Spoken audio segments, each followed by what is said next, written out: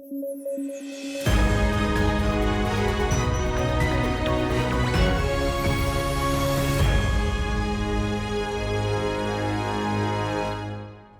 News at 9 programme में आपका स्वागत है। मेरा नाम है विरुद्ध दुबे। आइए नजर डालते हैं आज की हेडलाइंस पर।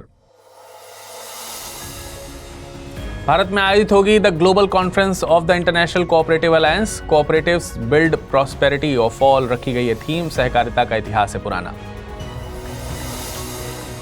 आईसीसी ने जारी किया इजराइल के प्रधानमंत्री के खिलाफ वारंट। इजराइल ने बताया एंटी यहूदी रोम संधि के जरिए हुआ था आईसीसी का गठन। और भारत और मालदीव्स के बीच हुआ समझौता। लोकल करेंसी में होगा व्यापार। बैलेंस ऑफ पेमेंट पर पड़ेगा प्रभाव।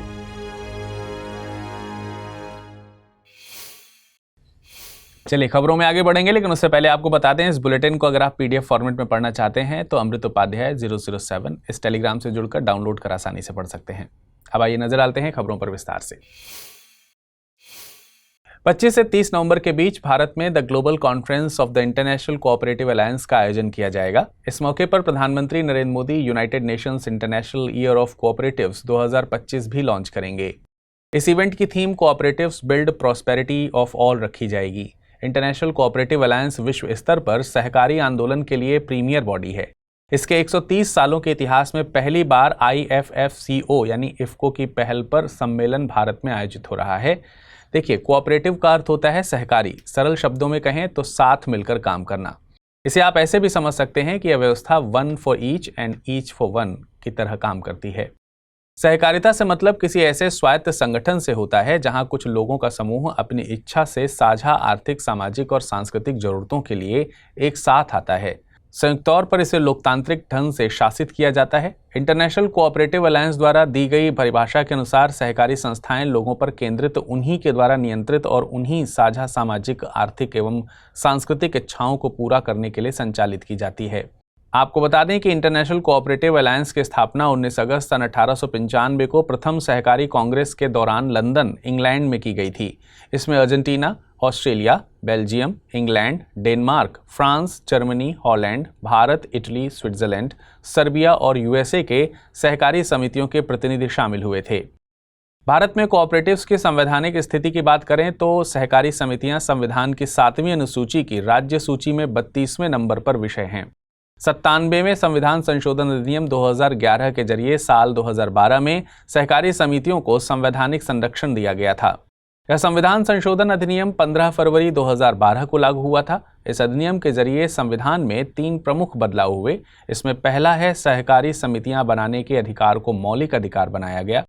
इसके जरिए अनुच्छेद 19(1)(c) में सहकारी समितियां शब्द जोड़ा गया। दूसरे, संविधान के नीति निदेशक तत्वों में अनुच्छेद 43B जोड़ा गया। अनुच्छेद 43B के मुताबिक राज्य सहकारी समितियों के स्वैच्छिक गठन, स्वायत्त कामकाज, लोकतांत्रिक नियंत्रण और पेशेवर प्रबंधन को बढ़ावा देने का प्रयास करेंगे। तीसरे बदलाव में संविधान में भाग 9B जोड़ा गया। इस भाग को सहकारी समितियां नाम दिया गया। इसमें 243ZH से लेकर 243ZT तक के अनुच्छेद शामिल हैं। जुलाई 2021 में सुप्रीम कोर्ट ने भाग 9B के एक हिस्से को रद्द कर दिया था। कोर्ट के फैसले के मुताबिक अब भाग 9B इन्हीं मल्टी स्टेट कोऑपरेटिव सोसाइटीज पर लागू होगा जो एक से अधिक राज्यों और संघ शासित प्रदेशों में काम करती हैं।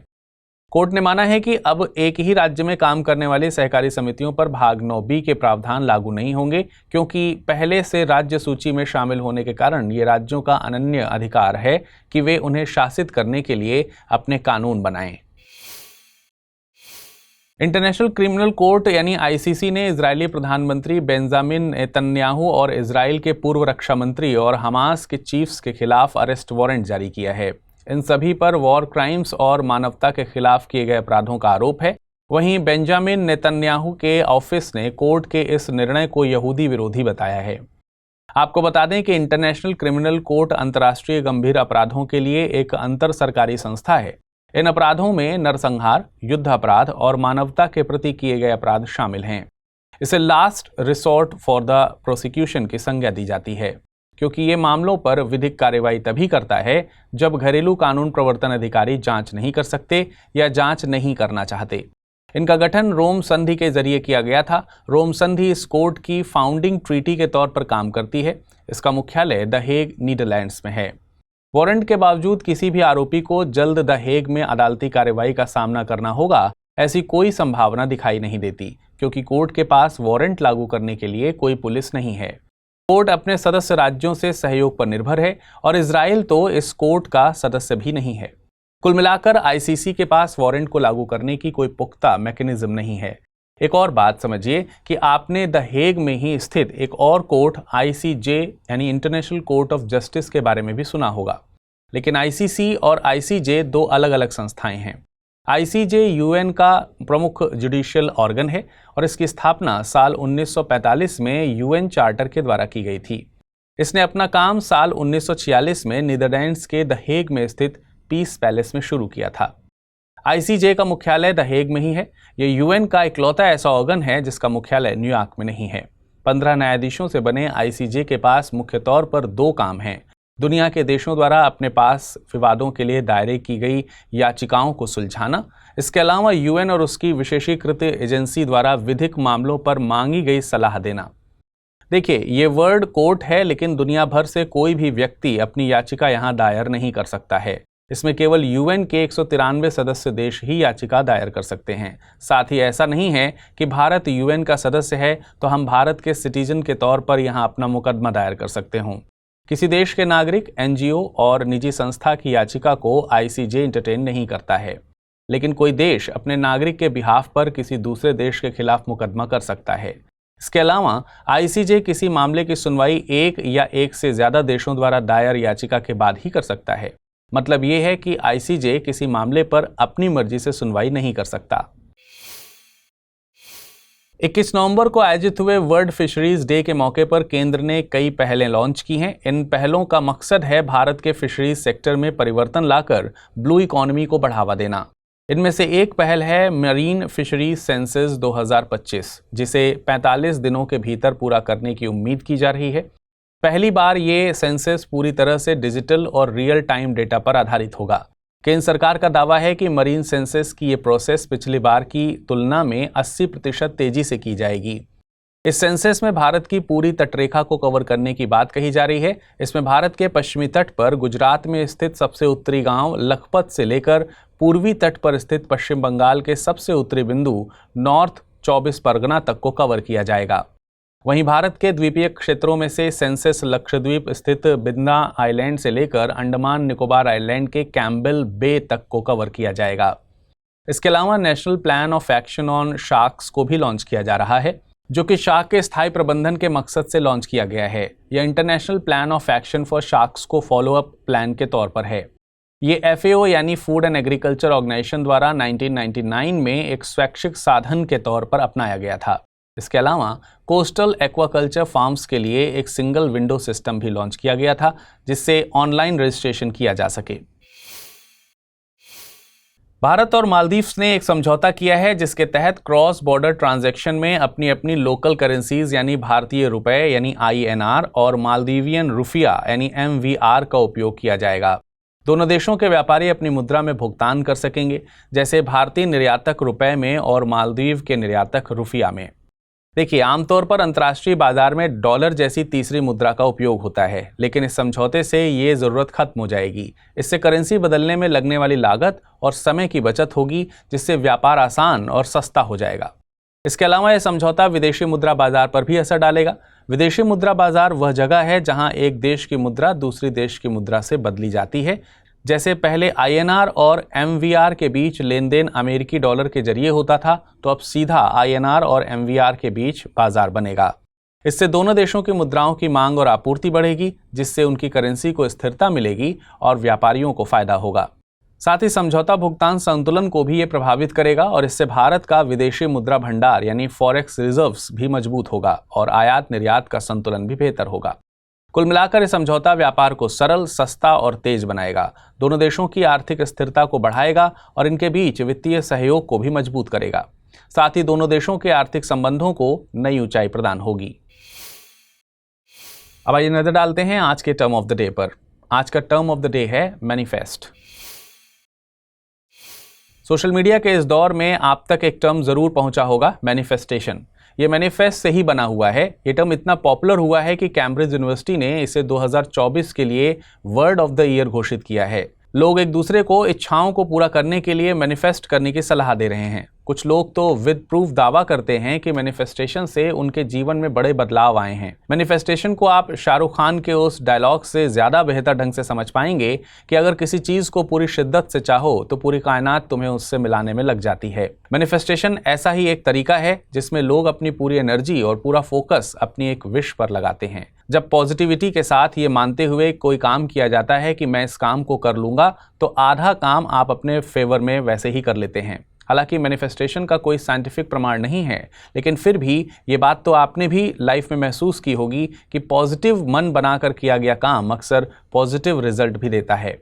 वहीं जब आप पहले से ही ये मानकर चलते हैं कि काम मेरे वश का नहीं है या मुझसे नहीं हो पाएगा, तो वाकई में काम नहीं बनता। अब आप बताइए, अपनी आप किस विश के लिए मैनिफेस्टेशन कर रहे हैं? आइए नजर डालते हैं आज की रैपिड न्यूज पर।